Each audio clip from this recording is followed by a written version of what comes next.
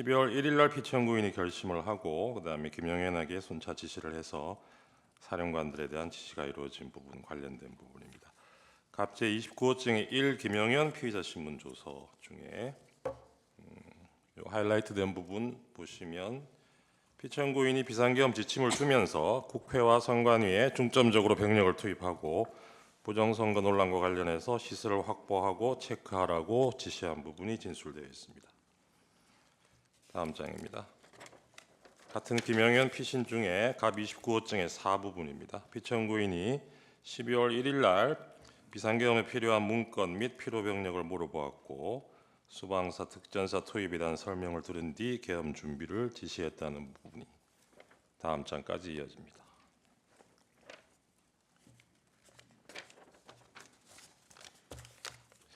그리고 다음 갑 49호증의 1 곽종근 피의자 신문 조서 부분입니다.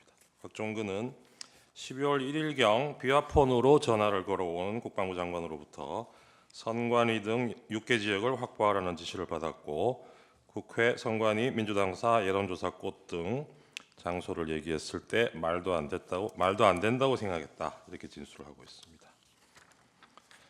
다음 장입니다. 갑 29호증의 27 문상호에 대한 2회 진술 조서 진술 내용입니다. 형사소송법을 준용하라고 명시하고 있습니다. 그리고 형사소송법 312조 제4항은 수사기관이 피청구인이 아닌 사람의 진술을 기재한 조서는 그 조서가 적법하고 진실하게 작성되었더라도 피청구인이 동의하지 않는 한 이 법정에서 반대 신문에 의해서 그 신빙성이 탄핵되지 않은 경우에는 증거로 쓸 수 없다고 되어 있습니다. 지금 그리고 이 법정에 나온 증인들은 수사기관에서 작성된 진술 조서의 내용이 사실과 다른 부분이 있어서 형사 절차에서 엄격하게 다툴 필요가 있다고 분명히 증언했습니다. 그런데 이 법정에 나오지 않은 증인으로 나오지 않은 그래서 피청구인 측에서 반대 신문으로 신빙성을 탄핵할 수 없는 그 진술 조서에 대해서 증거 조사하는 것은 이 법률에 위반된다고 생각됩니다. 그런 조서들의 진술 내용은 증거 조사 대상에서 제외시켜 주시기 바랍니다. 만약에 그런 진술 조서의 진술 내용까지 증거로 조사한다면 형사 재판 절차에서는 증거로 쓸 수 없는 것을 탄핵 심판 절차에서는 증거로 썼다는 비난을 면하기 어려울 것입니다. 이상입니다. 예, 답변 드리겠습니다. 그 증거에 대한 재판부의 증거 결정은 이미 제4차 기일에 이루어졌습니다.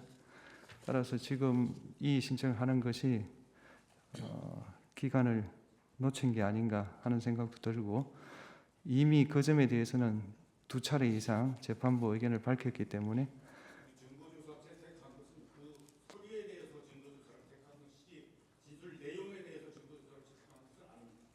진술 내용은 증거 능력이 없기 때문에 그 증거조사 할 수 없습니다. 계속하시죠. 네.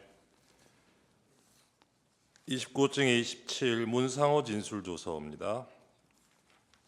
2024년 12월 1일 노상원 만났을 때 노상원부터 계엄 이야기를 들었다는 진술이 있고요. 다음 장입니다. 2024년 10월 14일 김영현 국방부 장관이 전화로 노상원 하는 일을 잘 도와주라고 했다 이런 진술이 있습니다. 그리고 다음 장에 10월 하순 노상원으로부터 일 잘하는 인원을 추려보라는 지시를 받고 김봉규, 정성욱에게 정보사 특수요원 명단 준비하라고 지시를 하달했다는 진술이 있습니다.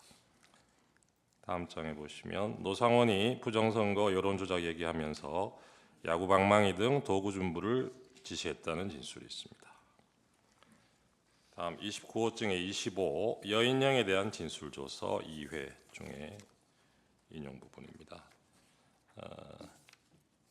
14명을 특정해서 체포하라는 지시는 계엄 선포 직후 김영현으로부터 들은 것이나 대통령이 평소 비상조치를 언급하면서 이 사람들에 대한 조치를 해야 한다고 말했다 이렇게 진술하고 있고 다음 장에는 국방부 장관 공관에서 김영현이 자신에게 조만간 대통령이 계엄 결정하실 것이다. 국회 통제하고 선관위와 여론조사 꽃 등의 부정선거와 여론조작 증거를 밝혀낼 것이다 라고 하였다고 진술하고 있습니다. 다음 장 37호증의 1 2025년 1월 14일 국회 국정조사 특위 회의록 관련 부분입니다. 곽종근이 진술한 부분입니다. 2024년 10월 1일 대통령 관저에서 김용현, 여인영, 이진우 등과 함께 식사하는 자리에서 피청구인이 비상계엄에 대해 이야기하였다는 진술이 기재되어 있습니다. 다음 포고령 준비, 그리고 기재부 문건 등 관련한 부분입니다. 갑자 58호증의 1, 2025년 2월 6일자 국회 국정조사 특위 회의록입니다. 증인으로 나온 최상목 권한대행이 12월 3일 비상계엄 선포 전 개최된 회의에 대해서 그 회의에서 피청구인이 자신에게 준 문건, 우리 기록에도 증거로 제출이 되어 있습니다. 이 문건에 관해서 지난 1월 23일 이 심판정에서 국방부 장관 김용현이 비상경제 조치를 하기 위한 기구를 편성하기 위해 국가비상입법기구 관련 예산 편성을 넣었다. 대통령께서 평소에도 대수비 회의에서나 장관들에게 재정경제명령 등 여러 비상조치를 말한 적이 있다. 이렇게 증언한 것에 대해서 최상목 자신은 김용현 증언과 달리 평소 회의에서 피청구인이 재정경제명령 등 비상조치를 언급하는 것을 들어본 적이 없다고 명시적으로 답을 하고 있습니다. 다음 29호증의 1 김용현 피의자 신문조서 1회, 3회 29호증의 1, 3 부분입니다. 김용현이 자신이 작성해서 보고한 포고령 초안에 대해서 피청구인이 직접 검토하고 그중에 통행금지 부분을 삭제하였다라고 제시하고 있습니다. 그리고 다음 장입니다. 12월 1일 피청구인에게 포고령 담화문 공고문을 보고했고 피청구인이 이를 검토해서 보완 지시를 하였고 그게 그 다음 날 12월 2일 날 피청구인으로부터 승인을 받았다는 취지로 진술하고 있습니다.